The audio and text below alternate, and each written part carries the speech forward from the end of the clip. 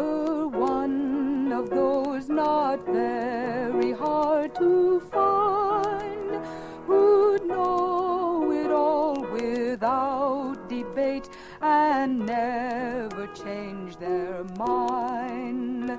I asked him what of women's rights. He said in tones severe, my mind on that is all made up. Keep woman in her sphere. I saw a man in tattered garb forth from the grog shop come. He squandered all his cash for drink and starved his wife at home. I asked him, should not woman vote? He answered with a sneer, I've taught my wife to know her place, keep woman in her sphere. I met an earnest, thoughtful man not many days ago, who pondered deep all human law, the honest truth to know. I asked him what of woman's cause. The answer came sincere.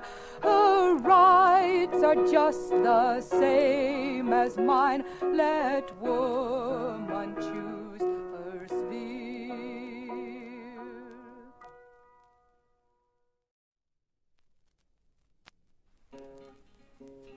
If the men should see the women going to the polls to put down the liquor traffic, need it vex their souls. If we're angels as they tell us, can we once suppose that all the men should frown on us when going to the polls? We love our boys, our household joys, we love our girls as well. The law of love is from above, against that we ne'er rebel. No discharge have Christian women from the war with sin. At the polls with Gog and Magog must the fight begin. Since we've Bible marching orders, need it fright our souls, though all the men should frown on us when going to the polls. We love our boys, our household joys, we love our girls as well. The law of love is from above, against that we ne'er rebel.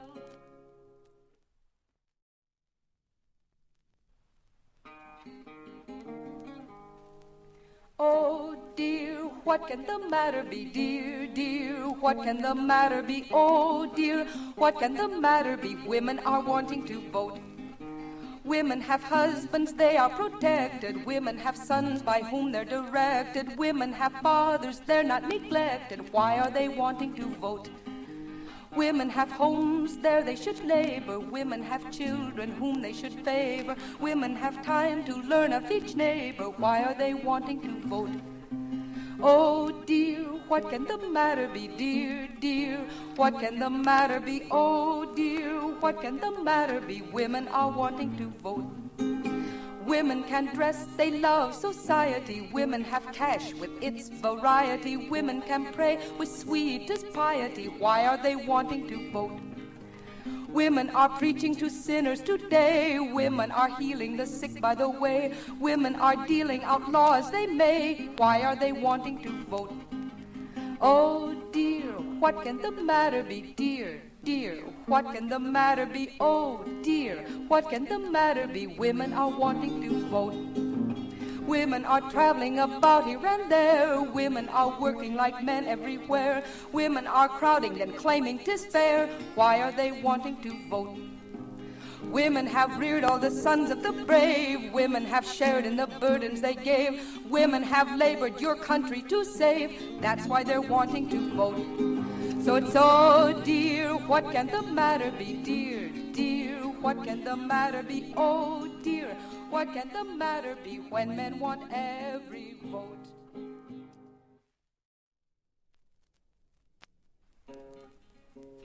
If the men should see the women going to the polls to put down the liquor traffic, need it vex their souls.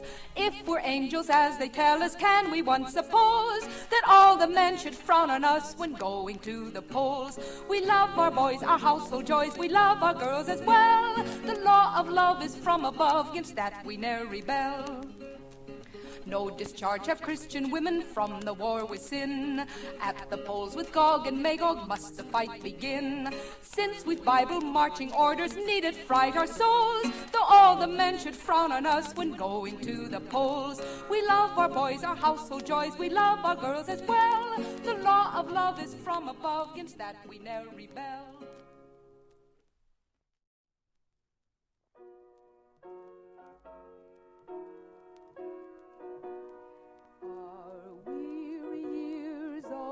Wandering o'er, we greet with joy this radiant shore, the promised land of liberty, the dawn of freedom's morn we see. Oh, promised land, we enter in with peace on earth, goodwill to men. The golden age now comes again, as breaketh every bond and chain, while every race and sect and clime shall equal share in this glad time. Oh my God, welcome. I'm John David West, and welcome to Theater for the New City's live on-the-air production of a celebration of the 100th anniversary of the passage of women's suffrage. What an amazing week to do this, right? So this is directed by Lissa, Moira, and Alan Hanna, and we are so glad they came back to do this. So everybody, thank you for being here with us. While we're closed, we are keeping theater alive, and we are so grateful to Lissa and Alan for bringing more work to us, and so we can keep putting stuff out there and keep busy, right? So everyone, thank you for joining us in New York City and in other states, and probably in other countries. So that blows my mind. I hope you and your loved ones are safe and well. So I just want to tell you about a couple upcoming shows. So this weekend, we have our annual street theater production, which is titled Liberty or Just Us, a City Park story. It's written by Crystal Field, who is also performing here tonight. And the music is composed by Joseph Vernon Banks. So that is this Saturday and Sunday at 2 p.m. right here on this Facebook page or at theaterforthenewcity.net. Just go to the front page of theaterforthenewcity.net and you can watch it there, and on YouTube as well. So, and then we have a week off next week. Next Thursday we're not on, and then on September the 10th, I guess September's next week, right? Well, things are moving so quickly. September the 10th, we have a new play by Peter Welsh titled Larry and Lucy. So that's again here, 7 p.m. Thursday, September the 10th. And then I just want to thank everybody who has donated money to the theater and to their small theaters. And I just want to ask you, continue to ask you to donate what you can. I know it's really difficult for everybody right now, but your donations are so helpful. So give whatever you can. Anything you can is super helpful. Just head over to theaterforthenewcity.net and go to our donations page and donate, man. It's really helpful. And then I think that's all I have to say. I think it's time to hear from these amazing performers. So everybody, here we go. A celebration of the 100th anniversary of the passage of women's suffrage. Hark the sound of myriad voices rising in their might. 'Tis the daughters of Columbia pleading for the right. Raise the flag and plant the standard, wave the signal still. Brothers, we must share your freedom. Help us and we will. Declaration of Sentiments, adopted at Seneca Falls Convention, 1848.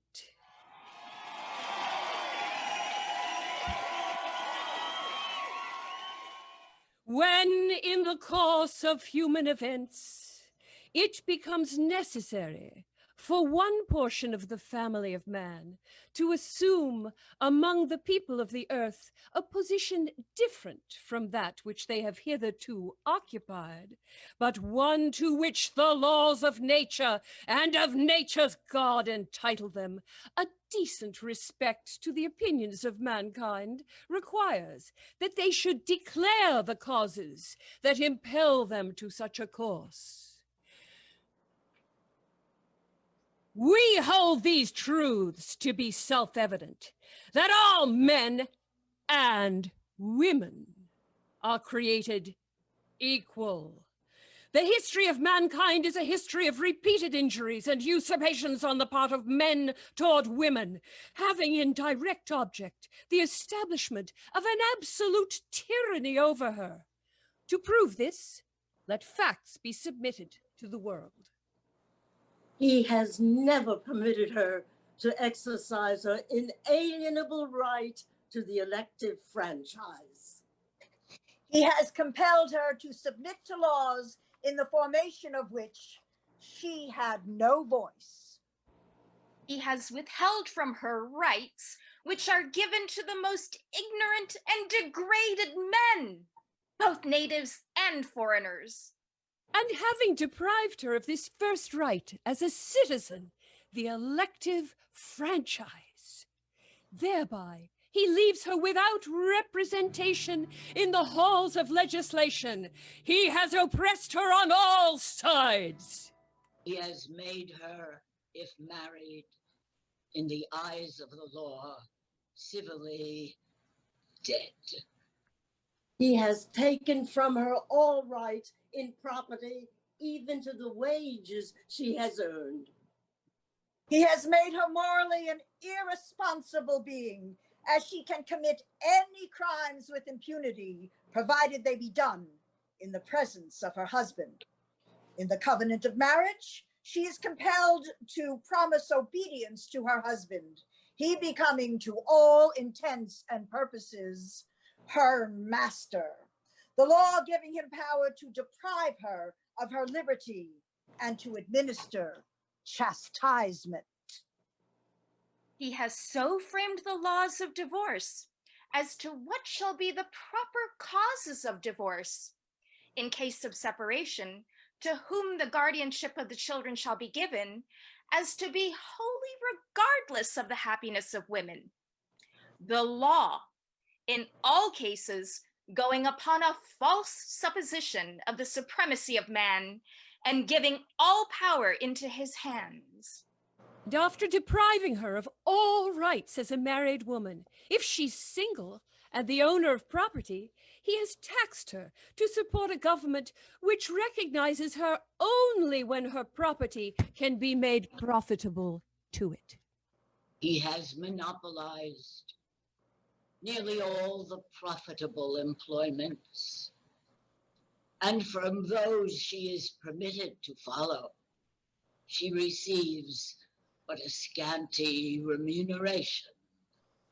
He closes against her all the avenues to wealth and distinction which he considers most honorable to himself.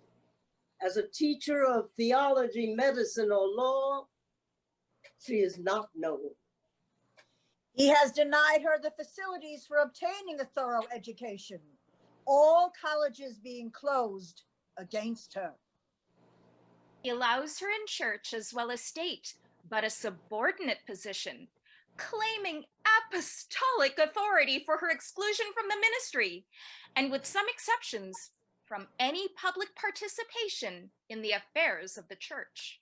He has created a false public sentiment by giving to the world a different code of morals for men and women, by which moral delinquencies, which exclude women from society, are not only tolerated, but deemed of little account in man.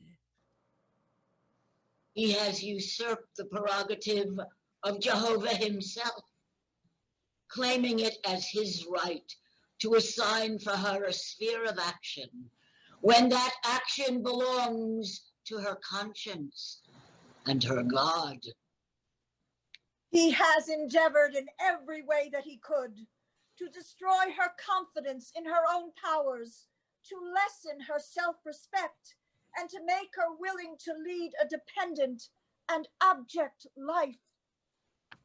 Now, in view of this entire disenfranchisement of one half the people of this country, their social and religious degradation, in view of the unjust laws above mentioned, and because women do feel themselves aggrieved, oppressed, and fraudulently deprived of their most sacred rights, we insist that they have immediate admission to all the rights and privileges which belong to them as citizens of these United States.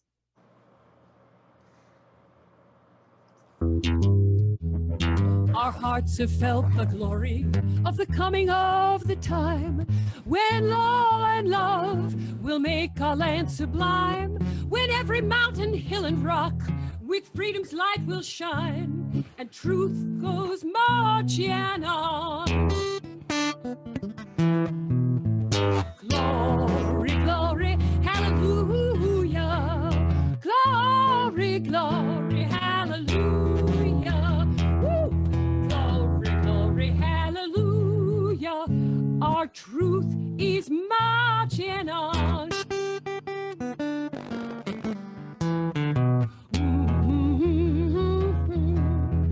Oh, they saw it in the shadows of that old New England bay. They heard it in the breezes. Oh, they heard it in the breezes. Oh, they sent it as a message to England far away, and truth will go marching on. Woo!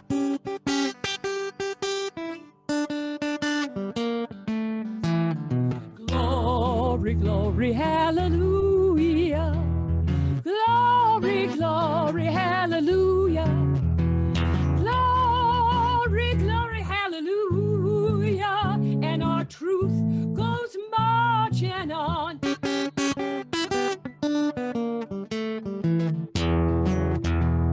They heard it in the trumpet, oh, that never calls retreat. And through the centuries softly they hear the stamp of feet.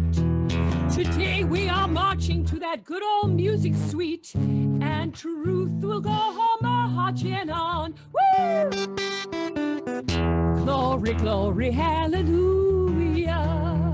Glory, glory, hallelujah. Glory, glory, hallelujah. And our truth goes marching on.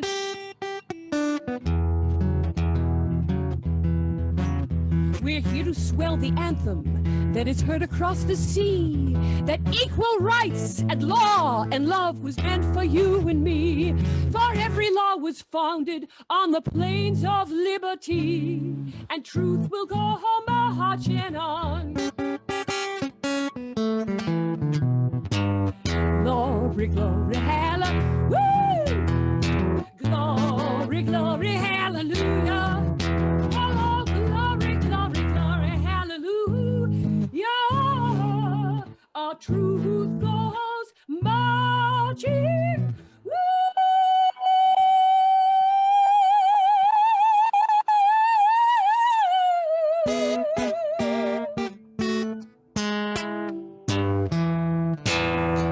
Oh, yeah.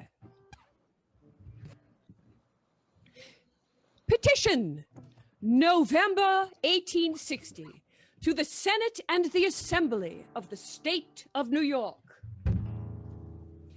We, the undersigned, citizens of New York, respectfully ask that the word male shall be stricken from our state constitution, that henceforth our representatives may legislate for humanity and not just for the privileged classes. The following is Elizabeth Cady Staton, President of the New York State Women's Rights Committee, in the person of Crystal Field, speaking on behalf of our petition. Women of New York, once more we appeal to you to make renewed efforts for the elevation of our sex. In our marital laws, we are now in advance of every state in the nation. 12 years ago, New York took the initiative step and secured to married women their property received by gift or inheritance. Our last legislature passed a most liberal act giving to married women their rights to sue for damages to their person or property, to their separate earnings and their children. And to the widow, the possession and control of the entire estate during the course of the minority of the youngest child.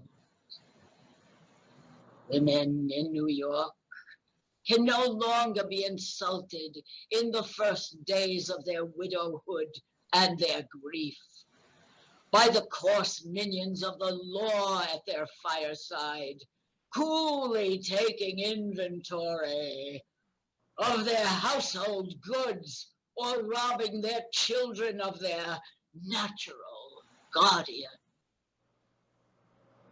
And while we rejoice in the progress made in our laws, we see also a change in the employment of women. They are coming down from the garrets and up from the cellars to obtain more profitable posts in every department of industry, literature, science, and the arts. In the church, too, we find the spirit of freedom at work. In the past year, at every altar there have been a scene of well-fought battles, women claiming and exercising their right to vote in church matters, in defiance of precedent or priest.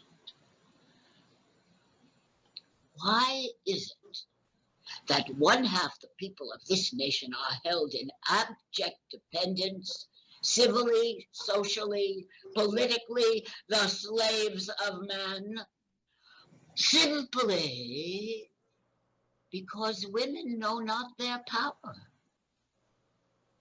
To find their natural rights, they must travel through such a labyrinth of falsehood that most minds stand appalled at the dark mysteries of life and the seeming contradictions in all laws, both human and divine.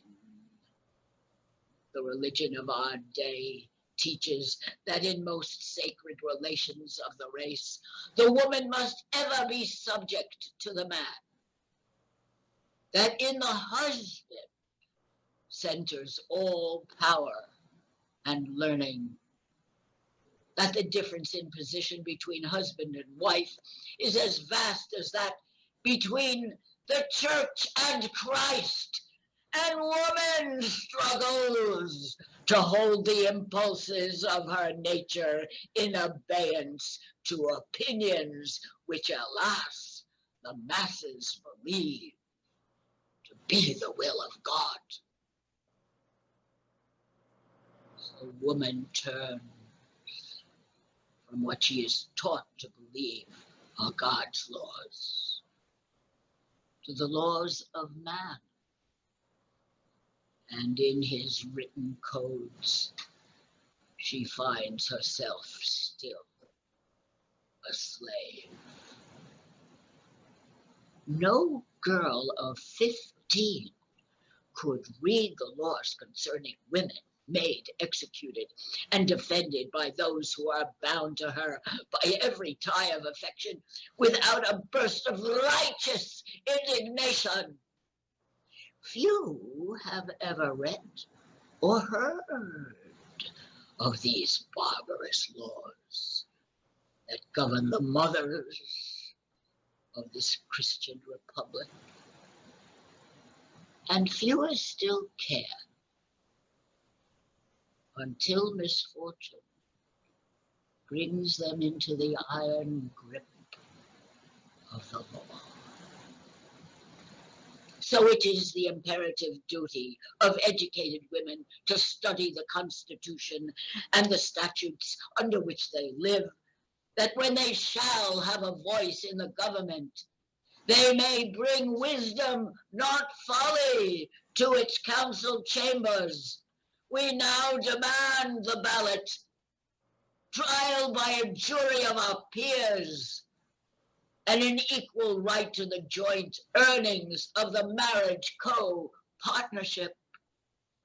And until the Constitution be so changed as to give us a voice in government, we demand that man shall make all his laws on property, marriage, and divorce to bear equally on man and woman. Bravo! Bravo! How can any wife, mother, or woman who today rejoices in her legal right to the earnings of her hands and the children of her love withhold the small pittance of a few hours or days in getting signatures to our petition to carry our work onward and upward to a final, glorious consummation?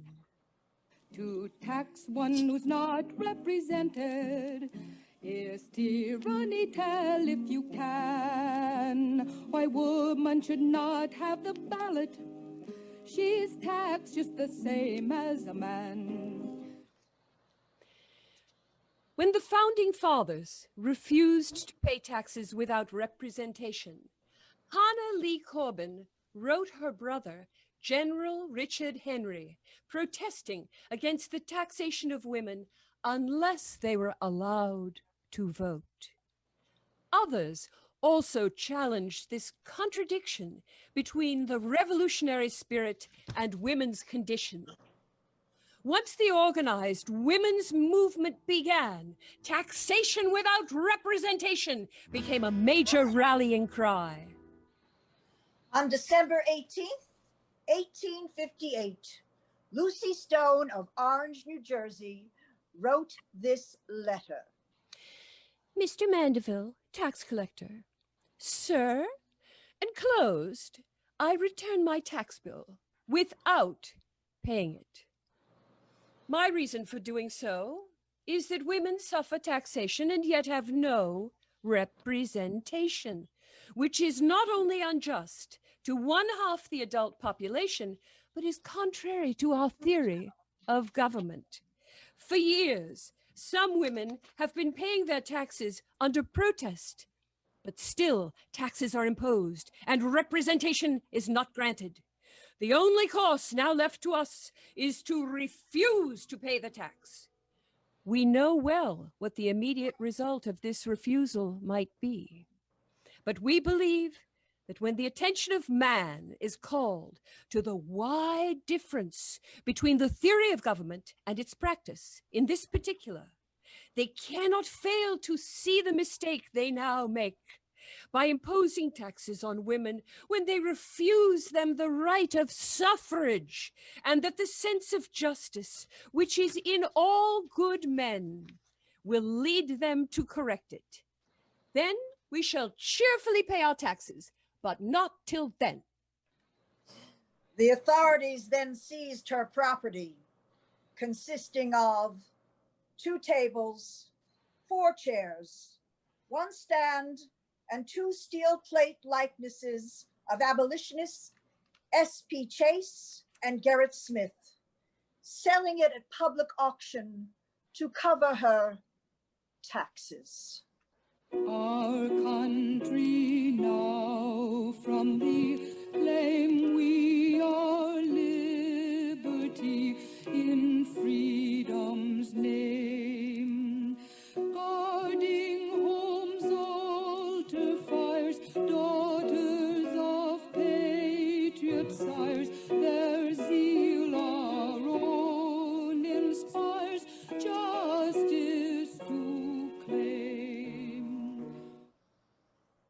this excerpt from her autobiography, Crusade for Justice, Ida B. Wells recalls an 1894 visit with her friend, Susan B. Anthony.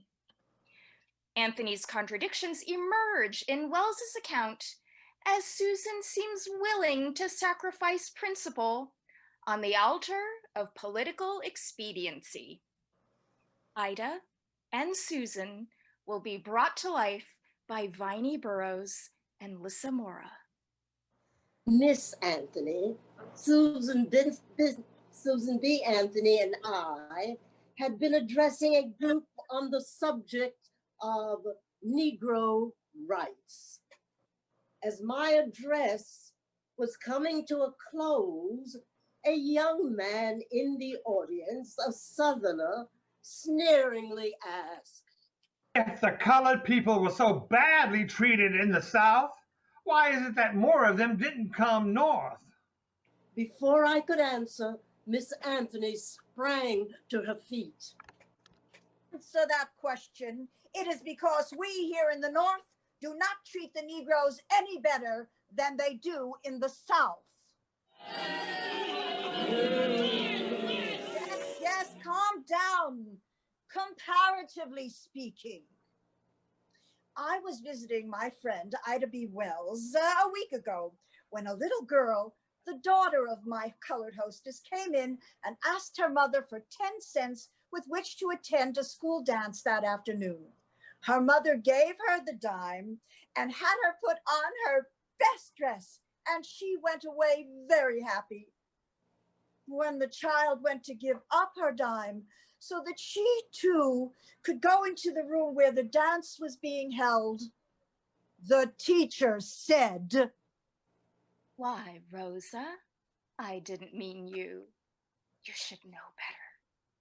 You should know that as a colored child, you may not attend the school recreation."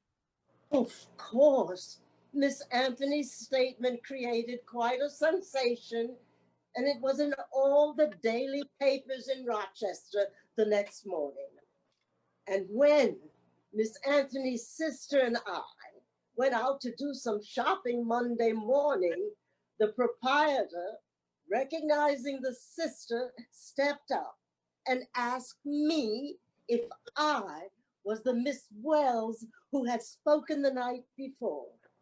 When I said yes, he said, "My wife and I read the account of Miss Anthony's talk at the breakfast table, and we both agree that she had been very unjust to the North." Miss Anthony's sister all this time was over at the counter attending to her shopping, but she came up in time to hear my spirited defense of her famous sister's position. Sir, I too can tell of much segregation that goes on in the North, in school, in church, in hotels, to say nothing of social affairs. Nor was this the only incident by which Miss Anthony strove to inform her fellow townspeople on the subject. One morning, while I was staying at her home, Susan had engagements in the city which would prevent her from using the stenographer whom she had engaged. When we were having breakfast, why don't you use the stenographer to help you with your correspondence? I'll tell her when I go upstairs to join you in your room so you may dictate some letters to her. Well, when I went upstairs to my room, I waited for the stenographer to come, and when she did not do so, I concluded she didn't find it convenient, and I went on writing letters in longhand. When Miss Anthony returned... You didn't care to use my secretary, I suppose. I told her to come to your room when you came upstairs. Didn't she come? No, she didn't. Miss Anthony said no more, but turned and went into her office. Within 10 minutes, she was back again in my room. Well, she's gone. Who? The stenographer. Gone where? I went into my office and said to her, "You didn't tell Miss Wells about what I said about writing some letters for her." No, I didn't. Well, why not? It is all right for you, Miss Anthony, to treat Negroes as equals, but I refuse to take dictation from a colored woman. Indeed. Then you needn't take any more dictation from me. Miss Wells is my guest, and any insult to her is an insult to me. So if that is the way you feel about it, you needn't stay any longer. Ida, she sat there without moving, whereupon I told her, "Come get your bonnet and go." And the girl got up and went. Oh, those were precious days in which I sat side by side and shoulder to shoulder with this pioneer, Susan B. Anthony, a veteran in the work of women's suffrage.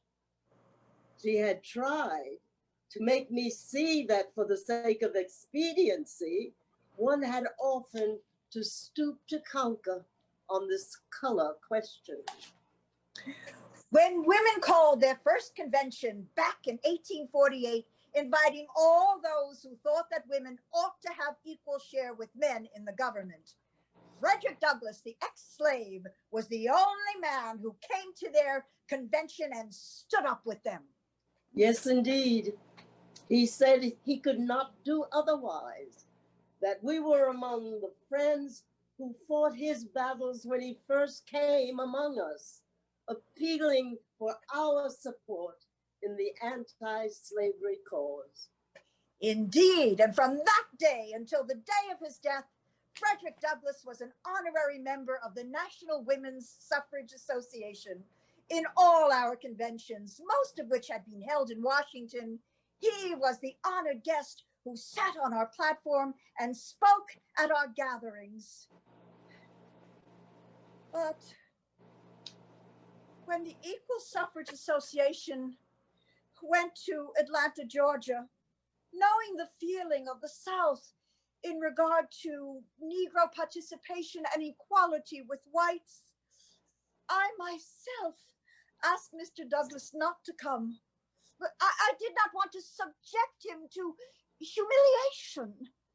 She also said she did not want anything to get in the way of bringing the Southern white women into our suffrage association now that their interest had been awakened. She went on to say, not only that, but when a group of colored women came and asked that I come to them and aid them in forming a branch of the suffrage association among the colored women, she declined to do so on the ground of the same expediency. Do you think, Ida, I was wrong in so doing? Yes. I remember answering her uncompromisingly. Yes, you may have made gains for suffrage, but you have also confirmed white women in their racist attitude about segregation. For we know it's all fudge to say man's the best judge of what should be and shouldn't, and so on. That woman should bow nor attempt to say how she considers that matters should go on. I never yet gave up myself as a slave, without ever a wherefore or why for it. But I don't and I can't, and I won't and I shan't. No, I will speak my mind if I die for it. Woman Suffrage and the 15th Amendment by Mary Church Tyrell, published in The Crisis magazine, August 1915. Mary Church Tyrell, in the person of Vinie Burrows, will now speak her words to you.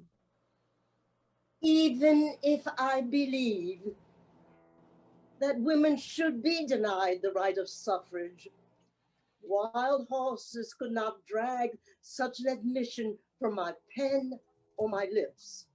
For this reason, precisely the same arguments used to prove that the ballot be withheld from women are advanced to prove that colored men should not be allowed to vote. The reasons for repealing the 15th Amendment differ but little from the arguments advanced by those who would oppose the enfranchisement of women. Consequently, nothing could be more inconsistent that colored people shouldn't use their influence against granting the ballot to women. If they believe that colored men should enjoy rights which citizenship confers, what could be more absurd and ridiculous than that one group of individuals who are trying to throw off the yoke of oppression themselves so as to get relief from conditions which handicap and injure them, should favor laws and customs which impede the progress of another unfortunate group and hinder them in every conceivable way. For the sake of consistency, therefore, if my sense of justice were not developed at all, and I could not reason intelligently as a colored woman, I should not tell my dearest friend that I opposed women's suffrage. But how can anyone who is able to use reason and who believes in dealing out justice to all God's creatures think it is right to withhold from one half the human race rights and privileges freely accord to the other half, which is neither more deserving nor more capable of exercising them?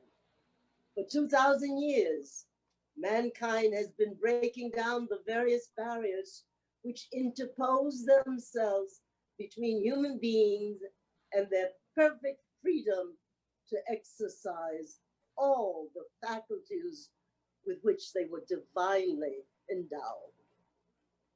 Even in monarchies, old fetters which formerly restricted freedom dwarf the intellect and doom certain individuals to narrow, circumscribed fears because of the mere accident of birth.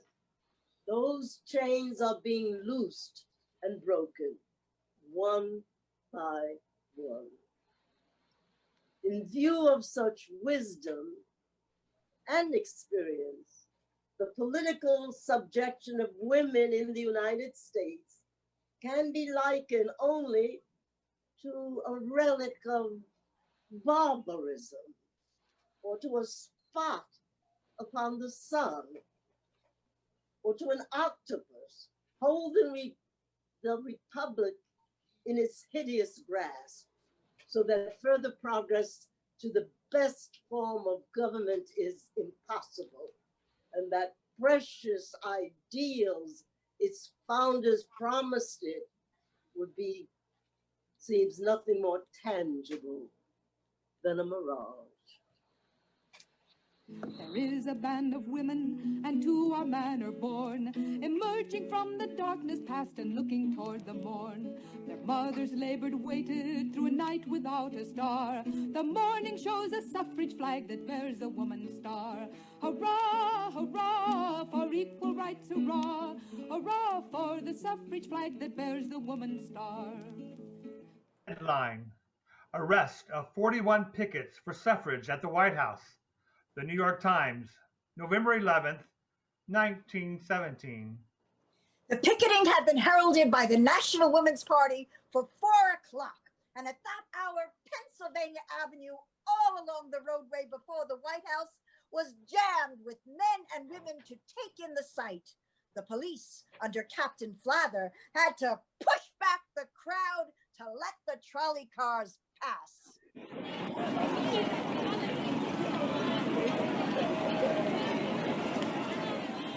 Soon after 4 o'clock, the cavalcade of 41 picketers formed into 5 divisions, left Cameron House off Lafayette Square, and began their descent toward the east gate of the White House. On former raids by the picketers, the crowds jeered. But today there was none of it. A murmur arose as the vanguard of suffragists marched across Pennsylvania Avenue.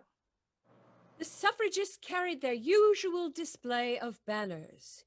One at the head of the line read, "Mr. President, in your message to Congress, urge the amendment enfranchising women."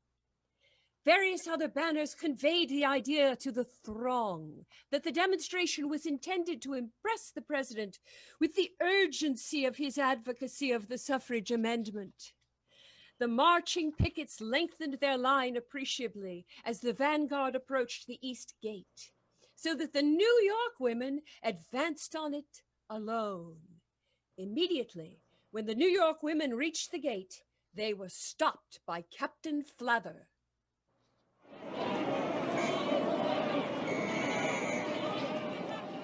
The police officer informed them, Move it along, ladies. You've all got to move it along.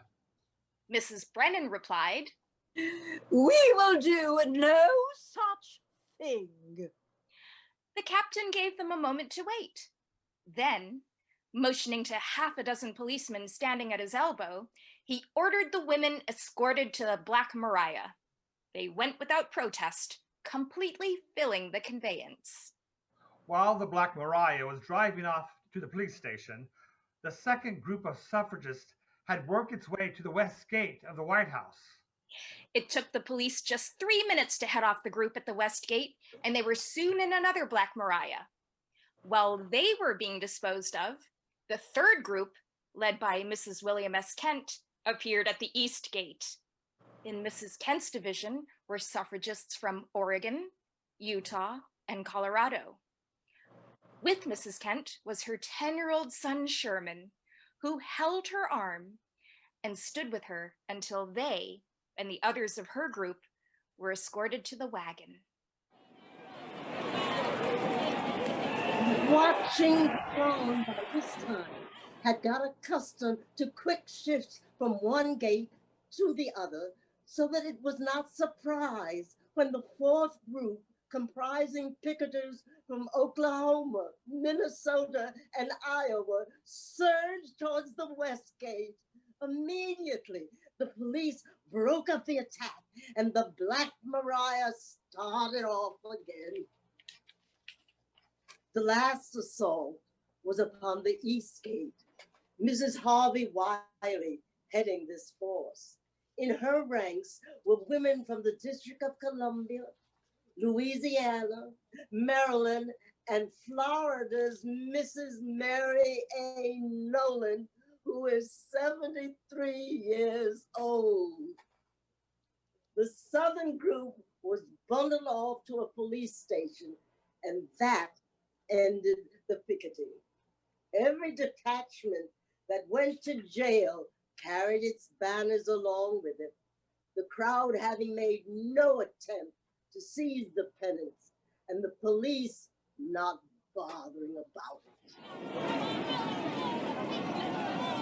While the last group was being taken away in the Black Maria, President Wilson, who had been out motoring with Mrs. Wilson, entered the White House grounds.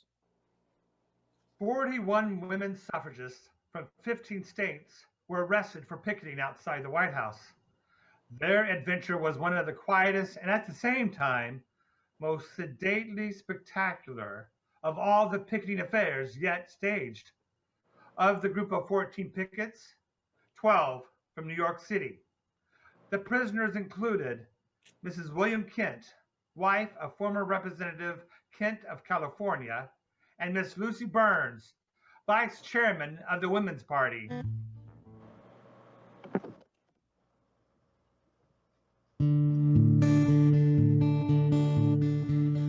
Uncle Sam set up his house, he welcomed every brother, But in the haste of his new life, he quite forgot his mother. Now his house is up in arms, a keeper he must find him, to sweep and dust and put to rights the tangles all around him. Yankee Doodle went to town, Yankee Doodle dandy, mind the music and the step, and with our votes be handy. Uncle Sam is long in years, but he's growing wiser. He can see 'twas a mistake to have no woman advisor. Sam's nephews got the reins, and looking o'er their shoulder, they shouted lonely, Uncle Sam, goodbye, old man, forever.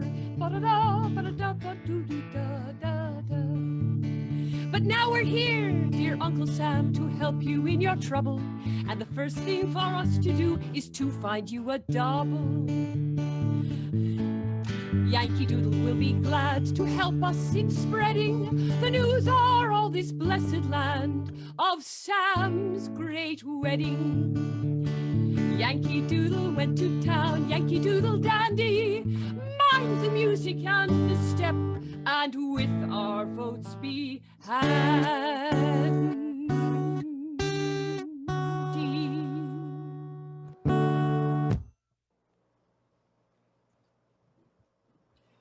Are women people?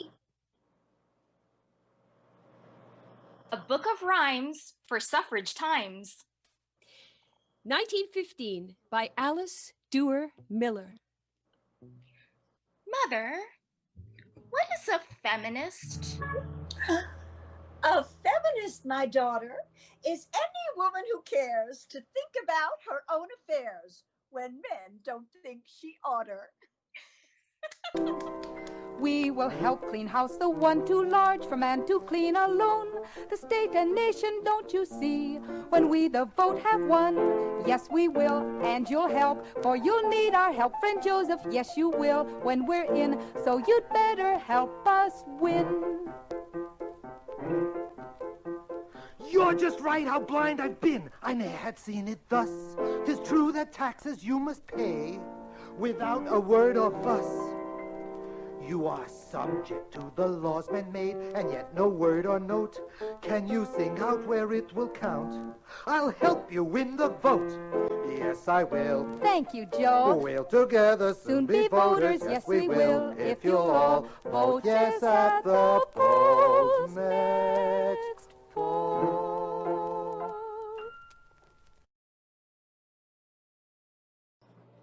Well, I guess it's up to me to thank everybody who joined us this evening. I think in these times when everyone's suffrage is in jeopardy, it's a good time to look back and think of the struggle that women went through in order to get the vote. Now we all have to hold on to it tenaciously. Vote, everyone. Oh, please vote.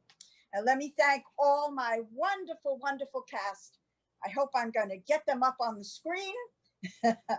Anyway, let me start with the magnificent Vinie Burrows. Oh my goodness, star of Broadway and off-Broadway, activist, an incredible person. I have to say, one of the kindest living human beings I've ever encountered. Then there's Crystal Field, our fearless leader. I hope she's with us. Crystal, are you around? I am indeed. Hi, there she is. Well, Crystal's one of the founders and the beating heart of Theater for the New City, the executive director, the artistic director. She nurtures her artists, her writers. She gives us our head and she lets us do it our way, and we love her for it. Thank you, Crystal. And by the way, she's an extraordinary actress, as you've all seen, star of screen and, of course, the theater. We love her. And then the magnificent Phoebe Legere. How are there words to describe Phoebe Legere? She is a playwright, an artist, a composer, an actress, a magnificent chanteuse, a curator, and I have been privileged to work with her before, and she's just amazing. I love her. Her talent knows no limits. Phoebe Legere. Love Then we have, from London, all the way from London, we are international tonight. We have Paulina Braum. She's joining us. I had the privilege of bringing Paulina originally to Theater for the New City. She's gone on to many other magnificent things. Now she's working in London as an actress. She is wonderful. She's a dear, dear friend as well as a dear, dear, dear, dear colleague. And she's brilliant. And she's got a very nurturing soul. Alan Hanna.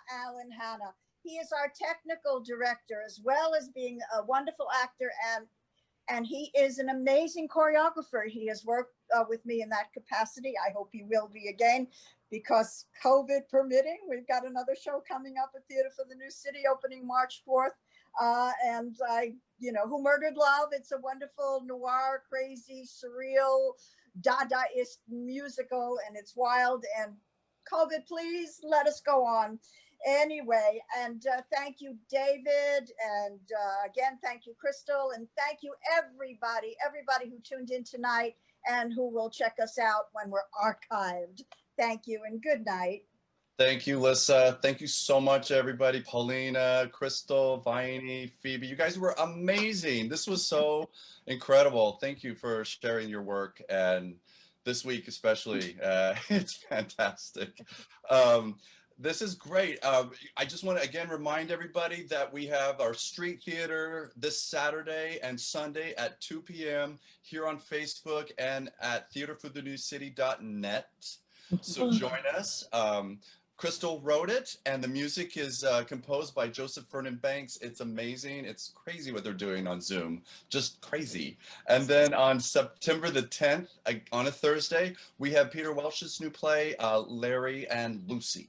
So come back and join us for that. And then we have a whole slew of plays coming up every Thursday thereafter throughout the fall. So please stick around. And again, I'm going to beg you to please donate to your small theaters. Again, give what you can. We really need it. It's really helpful, and we really appreciate it. So thank you, everybody. And I just want to say, vote. Be sure to vote. And good night. Good night, and stay safe. Cheers. How's this for counter programming to the RN for the Republican National Committee? Let's do a marathon all night.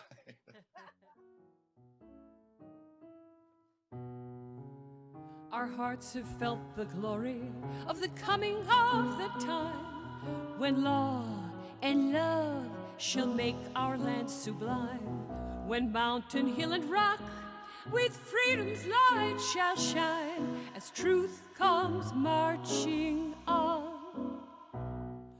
Glory, glory, hallelujah. Glory, glory, hallelujah. Glory, glory, hallelujah.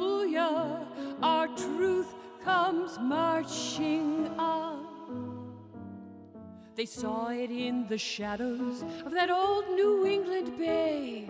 They heard it in the breezes on that cold December day. And they sent it as a message to Britannia far away. The truth is marching on. Everybody. Glory, glory, hallelujah.